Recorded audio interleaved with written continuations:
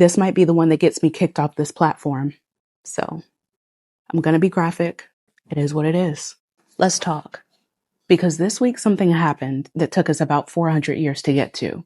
And before I tell you what was said, I need to tell you what was being named. Because this is the part that never gets said with the weight that it deserves. Before a single ship left the coast of West Africa, the people who were going to be put on it were already being processed, stripped naked, prodded, groped. Traders invasively examined the breast, buttocks, and vaginal areas of women and girls, allegedly to assess their childbearing ability. Men and boys were groped around the groin, scrotum, and anus. One white trafficker who later testified described the process as similar to what you would do to a horse before purchasing it. These were human beings, y'all. They were being evaluated the way that you would evaluate livestock. And when the evaluation was done, they were assigned a number, not a name, a number, and loaded onto ships. These ships were built into two categories: tight packers and loose packers. Tight packers maximized profit. Human beings were measured with instruments with charts to calculate how many bodies could be chained in a single row. The space allocated per person was roughly the size of a coffin. Men were shackled together in pairs at the wrists and ankles and packed into the hold lying on their sides, unable to sit up, unable to turn over, unable to move. The heat in the hold was lethal and suffocating. There was almost no ventilation. The air was so thick with human waste, sweat, and disease that sailors reported being unable to breathe when they opened the hatch. Dysentery tore through entire decks. People vomited on each other. People had diarrhea on each other. People died chained to the person beside them and stayed there, rotting, until someone came to remove the body. Sometimes that took days. Smallpox spread. Measles spread. The living were chained to the dead in spaces the size of coffins, in heat that historians describe as suffocating and unbearable. In the middle of the ocean, women were kept unchained in separate compartments, not as mercy, but because being unchained made them easier to access. Crew members raped them throughout the voyage, not occasionally, routinely. Those who resisted were flogged. Women gave birth on those ships, without medical care, without assistance. In those conditions, most newborns didn't survive. In one documented case, a captain punished a failed rebellion by killing one of the men involved immediately and forcing two other enslaved people to eat his heart and liver, while the rest watched. This is in the historical record, y'all. It is documented in historical accounts of the Middle Passage. About 15% of the people put on those ships, nearly 2 million human beings, died before they reached land. They were thrown overboard, and some were thrown overboard alive because maritime insurance paid for cargo lost at sea, not cargo that died of illness. Throwing people into the ocean alive was more profitable than letting them die of disease. The most documented case is the Zong Massacre of 1781, in which a British captain threw 132 enslaved people into the ocean alive and filed an insurance claim. The case went to court. The question before the court wasn't whether a crime had been committed, though. The question was whether the insurance policy covered the loss. The ones who survived the crossing arrived at a port and then were processed again. Before they were sold, their skin was rubbed with oil to disguise cracking and lesions. Their heads were sometimes shaved to remove gray hairs and bacteria, to make them look younger and healthier than they actually were. They were examined again by buyers, poked, prodded, molested. George Washington, who would become the first president of the United States, specified in writing in 1772 that he preferred enslaved people not exceeding 20 years of age. He was placing an order for human beings, like you would place an order for food. And the ones who were purchased were put to work. About 80% of enslaved Africans transported across the Middle Passage ended up on sugar plantations in South America and the Caribbean, where the mortality rate was so high that the entire enslaved population had to be continuously replaced through the ongoing slave trade. People worked from before dawn until after dark, in gangs, cutting sugarcane in tropical heat. Feeding it into mills regularly took fingers, hands, and arms. Life expectancy on a sugar plantation was measured in years, not decades. The system consumed people. That was the model. You work them to death and then you buy more. In the United States, enslaved people were raped systematically by the men who owned them, by overseers, by anyone the law permitted. And when those rapes produced children, those children were born enslaved. The enslaver's blood ran through the veins of the people that he owned. Families were deliberately separated at auction. Children sold away from mothers, husbands sold away from wives, with the specific intention that they would never find each other again. Their languages were criminalized. Their religions were outlawed. Their names were replaced with the names of the men who owned them. Reading and writing were made illegal.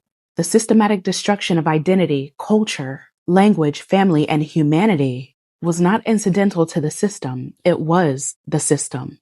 You can't enslave a person that knows who they are. So they made sure people didn't know. This ran for 400 years. The records are a little fuzzy, but between 12 and 14 million people were stolen from Africa.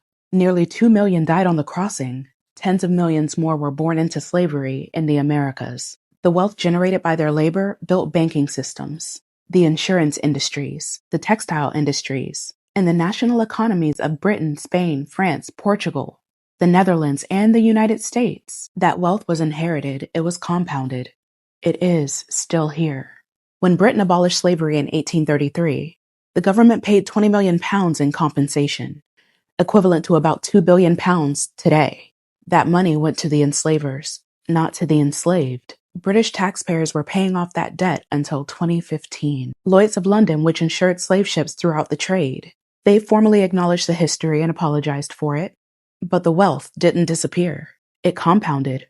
The cotton that enslaved people picked in Mississippi in 1850, it built the textile industry that funded the Industrial Revolution. None of that wealth was ever returned. And when it was over, the men who built all of that wrote the history books. They named the streets after themselves, built monuments to the men that tried to keep it going, taught children that it was a tragedy of its time, something complicated, something to understand in context, you know? This week, 123 countries stood up at the United Nations and said, no, we see it, we name it, the gravest crime in the history of humanity. And I keep thinking about the people that never got to hear that. The people who died carrying the truth of this in their bodies, with the world's silence pressing down on top of it. Our ancestors knew exactly what it was. They lived it and the world looked away. That's not a small thing to finally name. Now let's talk about who refused to name it. 3 countries out of 193, the United States, Israel, and Argentina. 3 countries looked at a non-binding statement, not a reparations check, not a court summons, not a single dollar changing hands, not one person facing any kind of consequences, just a formal moral acknowledgement that this happened and that it was the worst, and voted no. They voted no. And the argument this country made is one of the most clarifying things they've said in years. The U.S. Deputy Ambassador stood up in that hall and said, "The United States does not recognize a legal right to reparations for historical wrongs that were not illegal under international law at the time they occurred. They built the legal system that made all of that legal. They wrote those laws. They enforced them. They sent men with guns to drag the people back that survived long enough to escape. They fought a war. Hundreds of thousands of people died, specifically to keep those laws in place. And now they're sitting behind those same laws as their defense, as proof that they don't owe anything. The country that engineered the legal architecture of chattel slavery is using that same architecture like a shield. That's a confession if I've ever heard one." And then there's Europe. Europe didn't vote no, they abstained. And I want you to hear what Europe said in order to explain that. The European Union said that they couldn't support the resolution because the word gravest implies a hierarchy amongst atrocity crimes, and no legal hierarchy between crimes exists. The country that designed ships specifically engineered to maximize the number of human bodies that you could pack into a hull, that built the plantation economies that made European aristocratic families wealthy for 10 generations and counting, that colonized an entire continent and drew its borders at a conference in Berlin in 1884, where not a single African person was present, that extracted the gold, the diamonds, the rubber, the copper, the people for 100 years, and are still sitting with that wealth in 2026, had concerns about an adjective, not the 2 million people thrown into the ocean, not the women raped on those ships, not the children sold at auction, the word used to describe all of it. The Netherlands is the only country in the world that's ever formally apologized for its role in the slave trade. 1 out of every nation that participated. 1 apology in the entire history of the Western world. But look at who said yes, right? 132 countries, the entire African continent, the Caribbean, Latin America, most of Asia, the global south. The people who know from their blood and their bones what it means to be on the receiving end of that power. They didn't hesitate. They didn't debate language. They didn't have concerns about adjectives. They called it what it is without flinching, without qualifying, without apologizing for the clarity of it all. And for the first time in the history of international law, it's on the record. What happened to African people wasn't complicated. It wasn't a product of its time. It wasn't something we need to understand in context. It was the worst thing human beings have ever done to each other. 123 names on it. So let me be clear about what this week was and what it wasn't. It wasn't justice. It wasn't reparations. It wasn't accountability. No one's going to prison. No check is being written. No land is being returned. No wealth redistributed. It was 123 countries agreeing on a word, a non-binding word, and even then it was too much for some people. But that word, after 400 years of refusing to say it, is not nothing, because our ancestors carried the truth of this without anyone official ever confirming it. They knew what it was. We have always known what it is. And for generations, we were told we were exaggerating, that we needed to move on, that it was a long time ago, that people asking for acknowledgement were the problem. 3 countries said no, but 123 said yes.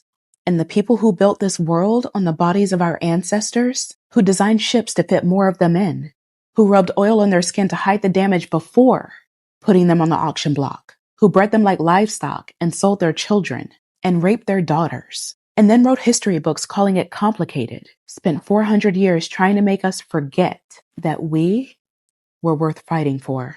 This week, the world disagreed. That belongs to us. It always has. And nobody gets to take that back.